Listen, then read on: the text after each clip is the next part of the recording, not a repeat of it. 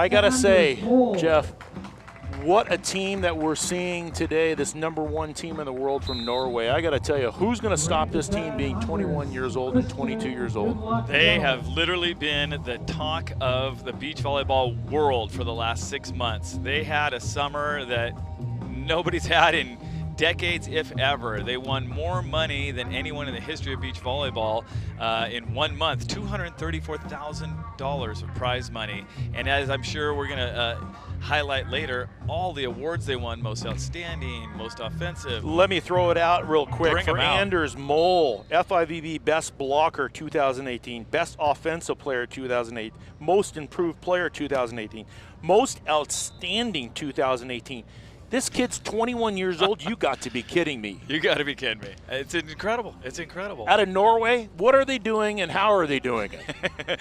I think that's what USA Volleyball is going to spend the next 6 months in the offseason trying to figure out. How do you get to be 21 years old from Norway with no beaches and no sun for, 90% of the year and end up with the best players in the world? Incredible. So here we have Canada against Norway. The first 2 points go to Gorman and Saxton. And I got to tell you, this is going to be a fairly close game. Don't think that the Canadians are just going to walk away, but here's a 21-year-old going up and jump serving and then coming up and blocking. And look at how big he is. I think he's going about 6'7", and that's a great hit by Ben Saxton down the line. If you've seen those last 2 sideouts by Saxton, they had to be absolutely perfect. That ball had to be high and outside the block and hit the outside of the line to get down clean. The Volley Vikings from Norway really shut the court down on defense. They serve you tough. They run deceptive defense. Christian in the back row is very deceptive and late and quick on his moves. And of course, Mole is just the force at the net right now. There's a good swing by Grant O'Gorman from the right side. I got to call these guys down in Australia where they won a 2-star event, FIVB, in Manly Beach this year. They're up and coming. They've had some little bit of struggles, but Ben, he's at the net blocking that ball. Olympian, he's a little joust at the net. Somebody touched the net, and the point goes to the Canadians. And the Canadians are off to a pretty good lead. We got a nice little look on the replay here at the joust. A lot of net action going to happen this game. Good press by Saxton. He held on long enough there. Created the net by the Norwegians. Fake on 2 by Anders. Oh, a little bit wide. The wind is changing again. We'll get to that in a second, but that set just kicks out too wide, downwind. And we get our first side switch of the game here with the Canadians, the lower seed, coming out strong with an early 4-2 lead. I like the posture of O'Gorman staying in the cross court and digging that ball, and the set by Ben Saxton goes up and just gets drifted out to the pin with the wind, and the opportunity goes awry. So the Norway team wins that point and is down by 1, trailing 3-4 in set 1. I gotta change that. There's no more games. It's all sets. Game, set, match. Same stuff. Gorman had to go with the left hand on the inside set, and they got a break. Norwegians hit it out in transition. There's one of the unforced errors that you're going to see on this team, and it's a bit of a waffle from his offside from the left side. Takes a swing and makes that mistake. Anders Mole. Again, I'll give him those mistakes. He's 21 years old. It's amazing. And then here's the 22, Christian Sorum. I have to say, what really impresses me about this team is how calm and cool and collected they are. They are just motoring like they've been playing together for 10 years. And athletically, they're just going to get better and better. And needless to say, it's a world of problems for the rest of the world. Yeah, and not only will they get physically better, they're going to get emotionally and psychologically better too. I mean, that's why you see so many great players in their 30s and even into their early 40s, because this is such a mental game. You've got to be able to control your emotions. You've got to make quality decisions over and over and over in a blink of an eye. And you've got to just learn simple strategies and the flow of the game, and that doesn't come to you very early in your career, and that's why the Norwegians are such a surprise. They do handle themselves almost like old souls out there. Nice stuff. There it is by Mole, leaning one way to his right and coming back with his left hand for the dunk. You know what I like about this team is that they serve aggressively. They're not passive in terms of serving. They're trying to put the team into a defensive posture, and there's an opportunity where the pass doesn't go in the perfect spot. Gorman gets trapped in the middle, and point goes to Norway with a great block out of the middle. Again, they go to Ben Saxton. They go and run this ball to the right side. Big boy against big boy. Here we get another opportunity again, the same thing. They run to a little slide outside. Oh, chicken wing! Chicken wing comes up. Ball gets set to the middle of the court. Little jousty. Here we'll just give it back to me. I'll run a little flare outside, and I'll say good night. What a great rally. Started with the chicken wing ding by Christian. Just incredible volleyball by these guys, and I have to say, if you're thinking that this is any, look at how casual he does that. He just goes and jousts. He just says la-di-da, and then I'm going to go and hammer this thing cross court. I don't even need an approach. Not many 21-year-old kids with that kind of poise on the world's greatest stage in our sport. And here is the serve by Norway. He goes to a float serve this time, which actually is effective. He takes the ball from the left side, approaches, and tries to tee off Ben. He has to go and hit this ball over. It goes off the top of the tape. They do a little flare.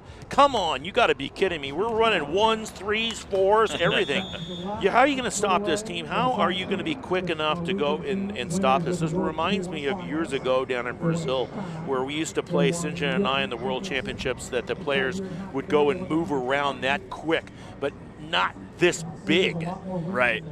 You know, this is a big athlete taking that ball, and it's a flare set by a bump set. And more importantly, there's no communication. It's just, we're going to go and do this, and I feel like you're going to do this, I'm going to do this, and we're going to make this all happen. It's just crazy.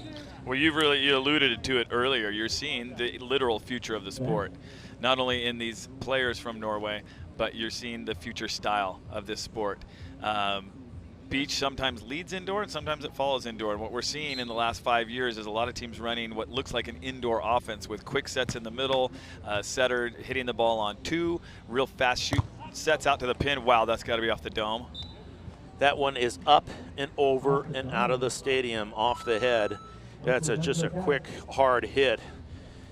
That is. And all here's the, way the replay the right here. Let's see how this ball goes in between, off of his head, and just follow this ball. Keep the eye on the ball. Keep the eye on the ball. It's somewhere going. It's gone. It's out of here. That's down at the airport. Yep. You know, I can't talk enough about the future of the game. As you see another huge block, leaning one way, diving the other way by Mole. But this dynamic motion offense, running fast tempo sets, is it's the natural development of the game. It is, but I'm going to go a little old school on you, Jeff, and since you're such a great coach for the U.S. teams, that I would have to say that somebody's got to learn how to put up a sky ball. Somebody's got to go and put up a sky ball. You put that ball all the way back to the back line, I got to tell you, these teams are not going to be running anything quick. That helps break it down really quick. You see another back-to-back block here by Anders Mole. This is one of the reasons that he was the most outstanding player on the FIVB Tour this season, as well as best blocker. Hopefully we get some shots of the block from the rear camera angle. I really have a preference as a coach to watch the game from the baseline once in a while so that you can see the left-right moves off the block, and you're going to see Anders really taking up a lot of lateral direction while he Here's presses. Grant O'Gorman on my note going to the sky ball. Okay, I like it. You got to try to do something different. Just go step back a couple more, and work on that skill about just pumping it up in the air. There's an old-time player that I won the Manhattan Open with, Jim Mingus. Jim Mingus to this day puts up sky balls that it just amazes me that people just can't handle and they can't put away. Neil will say he's playing an old man game right now, but at the same time, it's something that I think that should come back in the game. And I make a joke about it, but the truth is that you got to get these players back to the back line. It's a shorter court than the indoor court, by a foot and a half by the end lines and by a foot by the sidelines. So by knowing that, it's still a factor of getting the player back deep, or you're going to have to jump serve awfully well to the lines to create a bit of effect. Again, like you see in the indoor game right now, right? A lot of risk taken at the service line to get people out of system with their offense. We're getting a nice look at the timeout here of the Volley Vikings. Yep. Relaxing with a nice 3-point lead. Yep, Sorum and Mole. The one thing, again, that impresses me so much is that at their age, what they and how they act is just, it's beyond me. I had to put in years and years and years to get to that point. Now, I was pretty damn good at that age, okay? And I won my first Manhattan Open at 20 years of age, okay? So I could be kind of matched up with these guys, but I certainly didn't act and look like these guys. Right, right. They're so poised.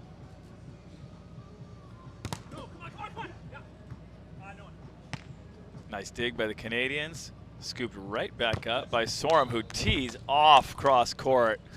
Actually apologizes to the line judge because he hit such a flat ball. It bounced up and ripped him in the gut. We're going to take a nice look on the defense here.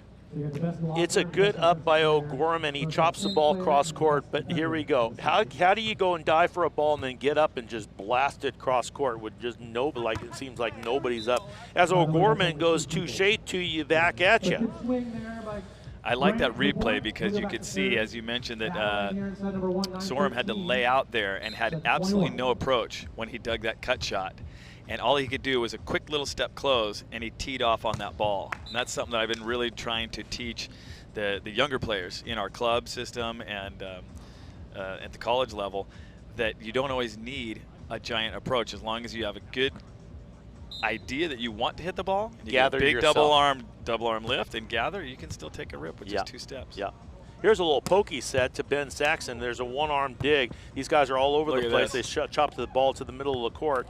Gorman takes a swing on the right side. No, he shoots the ball to the line. Net violation on the non-dominant blocker. And he's just like going, I am so sorry, partner. I am so sorry. You send me up one time and I make a mistake. I got to stay out of the net. He netted with his hat. He netted with his hat. Exactly. He's like, get me out of here. This isn't my job. Yep. Ben Saxton from Canada, back to serve. Goes long, a little bit downwind. You know, I got to say that all of a sudden, you know, the way these guys side out and the way they handle the ball, this puts pressure on the opposing team, not only in reception, but in serving. They feel that they need to do something and make something happen quickly. And that's where a lot of errors are being made. Look at this shoot set outside, a little cover on the outside, little spinny on the outside to the thing. What ball control are we watching here? Ladies and gentlemen, here's a little joust. Keep it going. Little back flippy, and that could be it. Yep, Not point gonna goes make it. to Norway. Boy. Yeah, what about the effort right now on defense? Yeah, this is a great view from here. How about the shoot on the outside, a little cover again, a little spinny up on the outside gets chopped. How about how the defensive player just sitting there, just like la-di-da, like nothing's easy. I'm going to go to the right. I'm going to go to the left. This is just too easy. I mean, and the footwork. Look at the Norway, how the defensive players, their feet move from side to side. It's just effortless. I think, you know, somewhere around 15, 20 years ago, a lot of these smaller countries, federations made the decision that, hey, you know what, I don't know if we're ever going to get 12 to 15 men's players together and qualify to the Olympic Games. We don't have that many elite indoor players in our country. So why don't we just fund 2 to 4 players and see if we've got 4 great players or 2 great players in our country and get 1 or 2 shots at the Olympic Games for this. And countries like Norway are really getting the payoff from investing into their beach programs. You know, I got to just share this with you, you know, and a lot of people don't know it, but Sinjin and I essentially got the sport in the Olympic Games. We were the #1 team for about 11 years. We knew Ruben Acosta, which was the president of the FIVB. We knew the president of the International IOC, and they were good friends, and we basically came to them and said, listen, we want to have 48 players participate in the Olympic Games with beach volleyball. I knew right there and then that this sport would explode because now we have over 220 countries that are playing the game of beach volleyball. And you know what I really wanted to see? I wanted to see all of them do what I did. Get some shorts on, be in the sun, know how it feels connected to the earth. And I have to say, it brings tears to my eyes to see all this is what's happening 20 years later. You guys were beyond instrumental in the growth. You guys were the growth for a long time, spreading this game around the world. There's a lucky little chop down the line by Ben Saxton inside of Mole down the line. And again, you know, nothing's going to go perfect for this team, but certainly they're just doing things so correctly that they are got advantages. Here's the second sky ball of the game. Let's see how effective this is. It's a good pass, nice set. We'll just tee off on that ball. Well, we got to go and send that ball out a little further back deep. That was a really nice sky ball, though. Yeah. Definitely, at bare minimum, does break up the rhythm of the side-out player. Yeah. Anders Mole. Back to serve from Norway. Good little middle dart. And another stuff. It's amazing to be, like you said, there's just so many great things and superlatives that we can attribute to this Norway team. They're so poised, they're so mature, they're so technically sound. I mean, this ball could be a tie or joust, but instead he meets the ball at the exact right time, holds his hands there, and throws it off his face. He doesn't guess one way or the other. He just says, Imano, Imano, and we're going to just do this. And then sure enough, we're just going to go low and tight. There's no touch. Hit out of bounds. Another point goes to Norway. Norway up point set, first set up 20-12 in a kind of a runaway.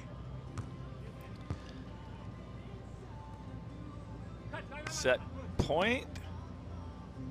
Mole with the pull and the chip off the top. Saxton's going to have a chance to shovel. Mole says, I'll take it on one. And just like indoor volleyball, you see so often the giant overpass is hit out of bounds. It's yeah, really you know hard to what? time. And athletically, you know what they could do on that play, and they're going to probably hopefully they're going to hear what I had to say, is maybe they jump set that ball to the second ball, and then it's wide open, because it's, you know how there's a evolution of the game is changing, and that is, but that's a tough ball to put away, especially a ball that's coming over that high to time it and put that ball away. I hope someone takes your challenge. I really want to see that. That jump set? Jump set the overpass. Absolutely. I love it. We used to do that indoors, man, hopping them up like jumping jacks. Sorum swinging for the first set. Probably going to get another chance here with the free ball. Gorman's going to get another shot at it. Sure enough, little ball up, little tight set, little jousty, covered, roofed. And the first game goes to Norway, and really kind of a one-sided game. Mole is gnarly. It's pretty amazing, and again, he doesn't tie every joust. He wins every joust. You put that ball close to net, and it is over. We're going to get a quick look here at a little shot and a tight set, which you never ever want to do against Anders Mole, especially trying to attack it with your left hand. Get a little quick look at the timeout. 21-13. Wow, Norway just ran away with that. Looked like their offense kind of got them going. They really started running some fun stuff, some dynamic stuff on offense, and that keyed their defense in, don't you think? Yes, it did. They're a very scary team right now.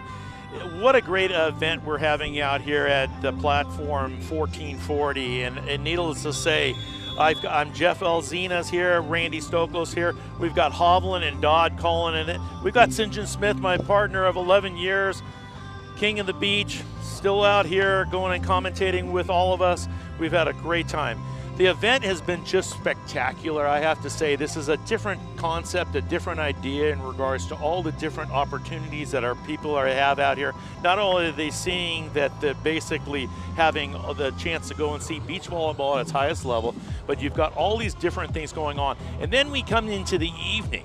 Then we come into the music aspect of things where the concert happens and everything. So it's just absolutely crazy. And what a great idea with the aspect of Kerry Walsh and Casey Jennings putting this whole thing together. And this is the first of 4 events for Platform 1440. This is in San Jose, California. We're going to be in the middle of October in Las Vegas, and which is going to be the first qualifying event for the FIVB, where you're going to have really all the big dogs. The difference here, this has been an invitational, and we've had teams that have been put together from, say, 1 players from Brazil, 1 teams from the United States, like Solberg and Casey Jennings. What do you think about that?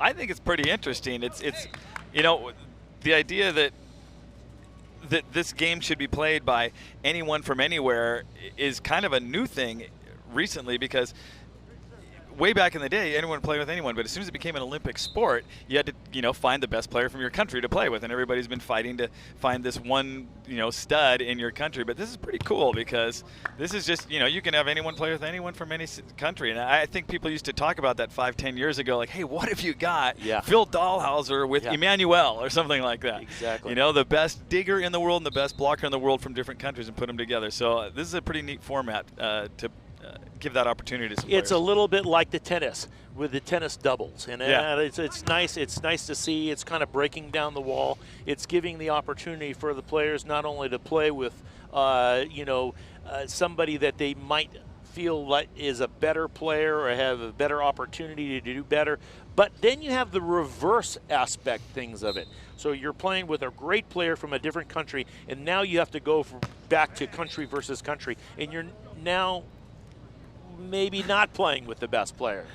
That is kind of interesting.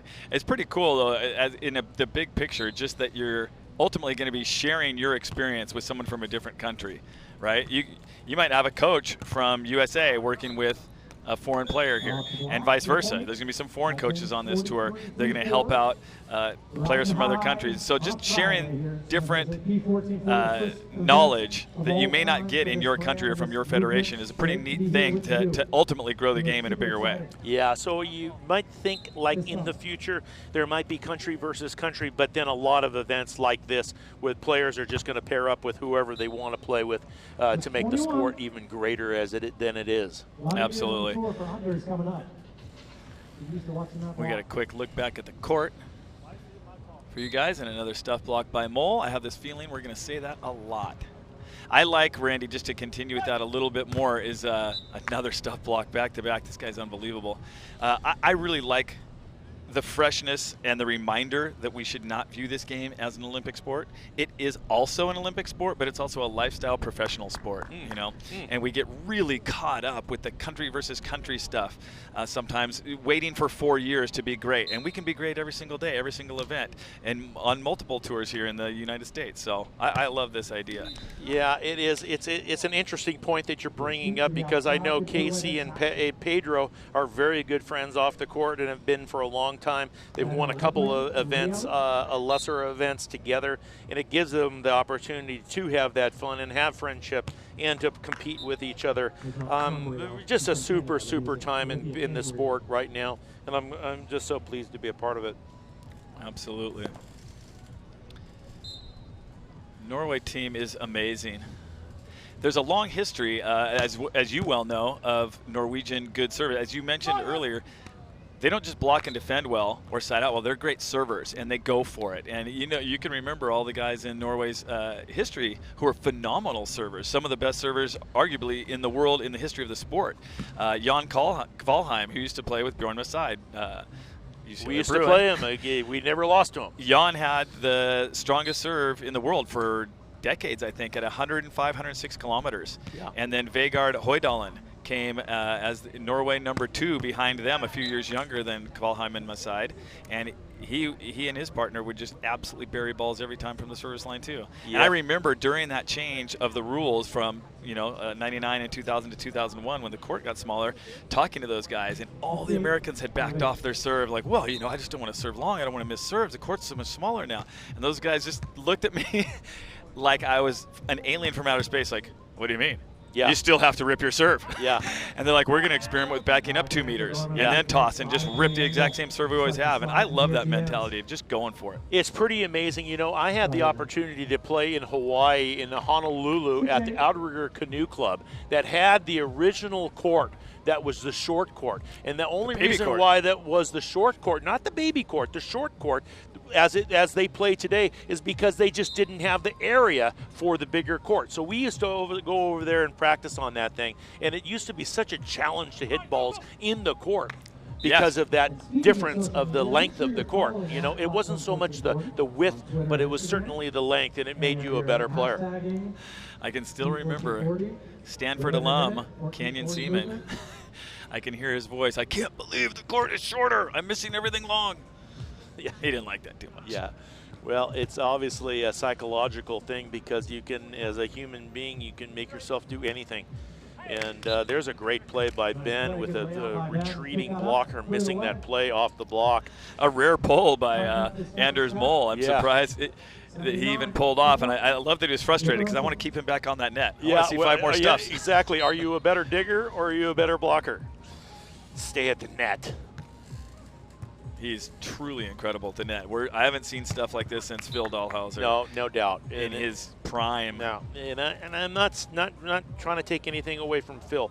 Phil is an incredible player and really, truly one of the best in the world.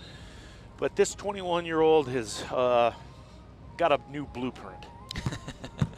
He dives a lot more than Phil. Phil, for you guys listening out there, if you want to get a little technical, Phil typically likes to put his head lined up right on the ball and then vary the width of his spread on his block. But what we see from Mole a lot is a lot more movement.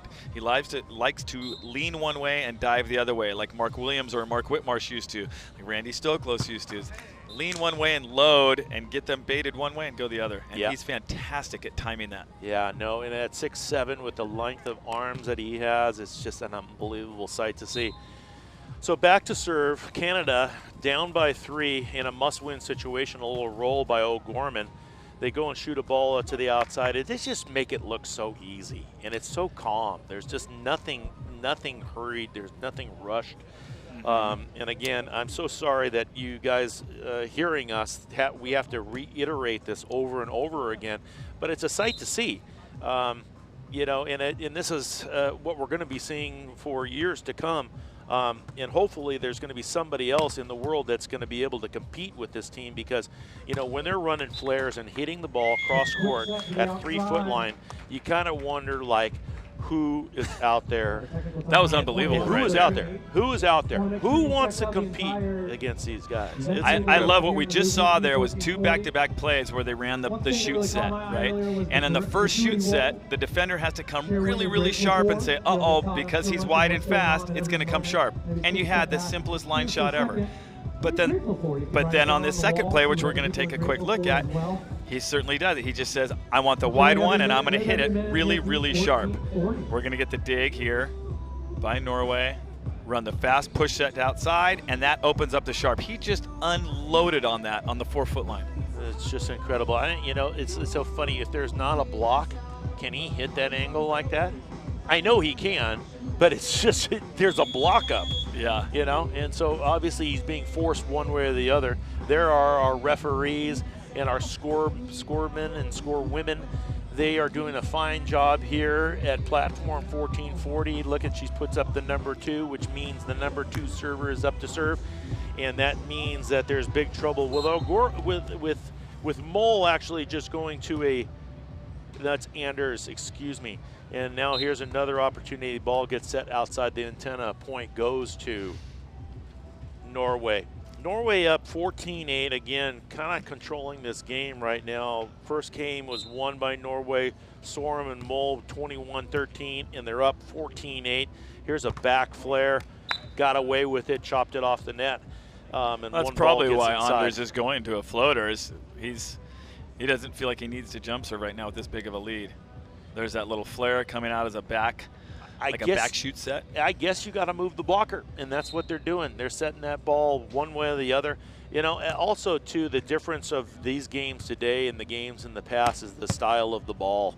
The ball is basically an easier ball to set. Yeah. It's not as heavy as the leather Spalding ball that we used to have, and that made a lot of players back away from using their hands, so they couldn't run any of that stuff. And again, obviously the court was bigger and the space was bigger. So the game's a whole lot different. And you know, just thinking about what's going on here today. Look at Norway went up by a bunch and they give up a couple here. And there's going to be these lapses. Sure. These things are going to happen to them. They're a young team. They're up and they're taking chances. They're trying to do some other things. But again, odds are they're going to side out this one play. And it's a good serve. Got him in a little bit of a lull. Yep, 3 points in a row. The offense that they're running here has been Around, like you said, you guys are running a long time ago. We tried to make it a focal point of the USA program. I've been coaching the Elite Development Program, which is selecting the best players possible right after their college years, all the way up to about 28 years old, and giving them free training. USA Volleyball has funded this. I worked this program as the head coach with Mike Dodd for a few years. I was also with Jason Lockhead from New Zealand. I hired Jeff Nygaard for a couple years, and Jeff Conover was in there from the start as well. He used to coach Kessie and Ross on the women's side. But we formalized this offense, and we called it just a USA offense, red, white, and blue. A blue was a super fast shoot to the pin, a white was a hanging ball out to the pin, and a red was a low, quick middle ball. And most of our players in the U.S. have been exposed to this in one way or another over the last 4 or 5 years, but it's how often they're willing to use it and try it. You have to have the pass in the right position, and you have to have the setter with really, really good hands and show a certain amount of deception and accuracy. But the Norwegians today are showing what it can look like when you really clean that up and make the right decision with your speed offense. I think the advantage for the Norwegians right here is their capability of passing the ball. Their passing is just superb. And when all of a sudden now they go to the jump serve and put them in a defensive posture, the Canadians right here. Now, Gorman taking a little time. Let's see if they are able to go and pass the ball correctly in the good spot. They goes to a float serve. And again, this ball gets passed to the middle. It's it's a bit of a wipe off, but a net violation right there. And obviously they contacted each other under the net a little bit. I was about to say Mole is actually human. He lost a joust. I hope he didn't. O'Gorman didn't hurt this ball or get hurt on this play. Let's see how O'Gorman attacks the ball and see what kind of contact happens. Maybe he comes down and twists his ankle almost. Oh God, he got kicked a little in the safe spot right there, or the I think we had contact with the Jewels. Yep. Dropped him for a bit. Yeah. He's got to walk that off. But what is that? Is that incidental contact? On a joust, sometimes it makes your body jackknife, so what are you going to do? So, I mean, is that call should go the other way? I don't get it. But maybe there's a little micro net with that too. Yep. Here's a good pass, sets up the options. Standard bump set, and Mole just bounces it right over the stadium wall. I'm sorry, we kind of heard the little rumble from that last hit up in the booth here. It's unbelievable. It's the compression of that ball. There's a thud in there that might have been on the seismic Richter scale there. That's just what you alluded to earlier. You can't serve this team easily, or that happens. And so it forces you to take risk with your serve, and you end up missing some. And then there's Ben trying to do the same thing, going, you know, if you can hit the ball, I can hit the ball, but there's nowhere in a comparison. Just got to play your own game, try to not even, you know, move the ball around. And look at the fake cross court, and now he just thumps that ball. That was a better swing right there. I guess the second opportunity. That's a good point you make, and with the Ryder Cup going on this weekend, it makes me think of golf. You know, Tiger winning the event last weekend. Tiger was paired with Rory McIlroy, and all I was thinking when I heard that pairing was, uh-oh, Tiger's now going to start trying to hit the ball as far as Rory, because Rory's #1 in driving distance, 320 yards. And what Tiger has done in his comeback is played a lot more control game. And that relates here because you can't try to outmatch your opponent at what they're great at. You got to do what you're great at, right? Play your game and own your game and stay focused on your side. And more importantly with that, I thought that the Woods was playing against with, give me the name, who is he playing in the final group with? Rose was the guy who ended up winning it. Well, he won the FedEx, but he played in the final group. Woods played against, you just brought up his name, Rory. And Rory on Saturday goes, I really want to, I've been looking forward to this chance and going and talking about it. Well, when you start to talk about it, that is that's the death. That's how you shoot nail 4 over on a Sunday. That's exactly, because you can't talk and walk at the same time, and doing that is just, it was obviously, hopefully, something that he can remember. But back to volleyball and back to the p1440 as we got a little sidetracked with that Woods win last week. Was an exciting one. We're comparing excellence, and the excellence is happening right here with the team from Norway of Sorum and Mole. And they've got a commanding lead here. Timeout goes to the the Canadians, and obviously up by 5, winning the first game 21-13, 20-15. And let's look at a couple of the highlights, what's happened so far in this game. Call it for me, Jeff. Sure. I used to call this the Phil Jackson timeout. It's a little bit of like needling your opponent. You're out. You're down by 5, but we're just going to burn this timeout anyway. Phil Jackson used to love doing that to teams, just to say, I've still got control. Yeah. What are you calling? Are you saying that Sorum and Bowl calling the timeout? Right. I think it's Canada called that timeout. But here's the replay. There's a good swing down the line. There was the the one dome off the job. head. Yep. Going to see it again. Yep. Oh, look at this ball. Yeah, and I can't even tell you where the ball goes. Here's another great play right there on a dig. There's been some fine play, but all the really strong points have been going to Norway. Yeah. Because Norway's up there just controlling the net.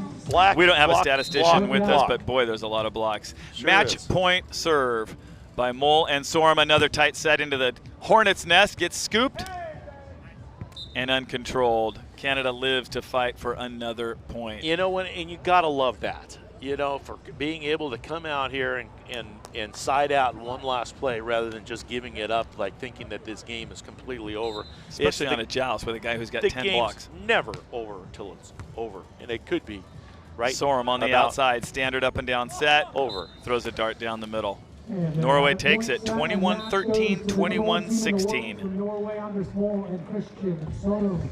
Yeah, look at them having fun, and it was funny. They had Gorman blocking that last play, and Ben Saxton was trying to play some defense, going, there's no way we can beat this team right now. Nothing. But what an exciting game, and here's match point for the platform 1440 against the #1 team in the world, and here's point game once again. They go to an easy ball cross court. I like how he just was so poised and hits that ball cross court and goes, no way that he's going to be able to dig He that knew ball. the blocker was back there digging, so he just threw his dart. Well, Randy, it's been awesome working the last 2 games with you. I am going to take a stroll down the path here and go work on the featured court for a little bit. And I'm hoping I can hook up and call some more matches with you tomorrow and sub in for St. John here. Sounds good. It's been fantastic. A great match here. One of the top teams in the world, #1 FIVB team of Norway, taking down Canada 21-13, 21-16. We move on to women's action and Carrie Walsh-Jennings here on Stadium Court. I'm Jeff Alzina, moving over to the feature court, and enjoy your afternoon with Randy Stokos.